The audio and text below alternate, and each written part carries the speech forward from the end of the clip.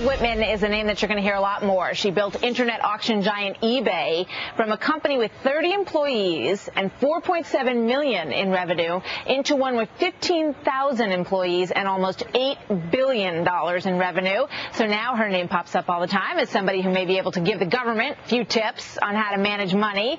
You heard John McCain mention her as a possible Treasury Secretary. But now Whitman, who clearly likes a challenge and is not content to rest on her millions in a nice sunny spot in her home in California, she's got something else in mind, and she is here to break the news right here on the live desk. Meg, welcome. So what are you going to be doing with your time in the near future? So I'm going to run for governor of California, and we're here today in Fullerton, California, to make the announcement official. You know, I read that many of your friends have tried to talk you out of this. It's a job that is extremely difficult. It's a state that's in a lot of trouble, which we're going to talk about. Why do this? Well, it is a big challenge, and the state faces enormous issues and problems. But the reason I decided to do this is I refuse to let California fail. I refuse to sit by and watch what is happening to this state I love, a state where I built a business, my husband became a doctor, our two boys were born here, and I think we can change the direction of California, but it will take a different approach, that's for sure. You know, it's so astonishing. You look at this wonderful state, one of the most beautiful states in the nation. It is ranked fourth in unemployment right now in the country, and in educating kindergarten through 12th graders, it's 48th. I mean, I can think of a lot of states that you might understand the weakness in education. How did that happen in the state of California?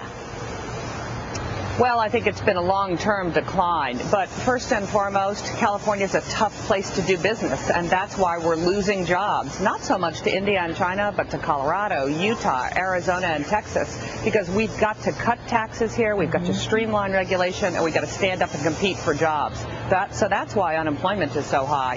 The kindergarten through 12th grade education system, you know what, we can't accept these results anymore. We're going to have to fix our kindergarten through 12th grade education because we are denying the vast majority of children a chance at the California dream, and we can do it, but it will take resolve. Hey, Meg, it's Trace Gallagher. I'm a California boy, and you know, we wish you luck running for governor of that state, but you know, Governor Schwarzenegger ran on the very same platform. You want to cut $15 billion in spending over 4 years, so did he.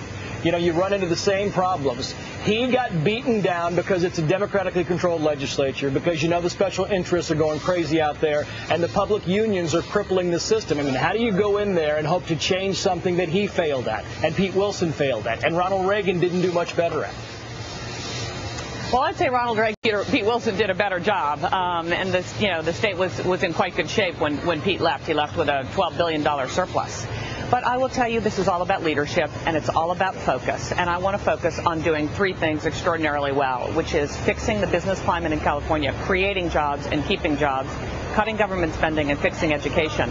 And the way you do that is through focus. You have to work with the legislature. You've got to look at the books. You have to take accountability for what we're going to fund and what we're going to cut.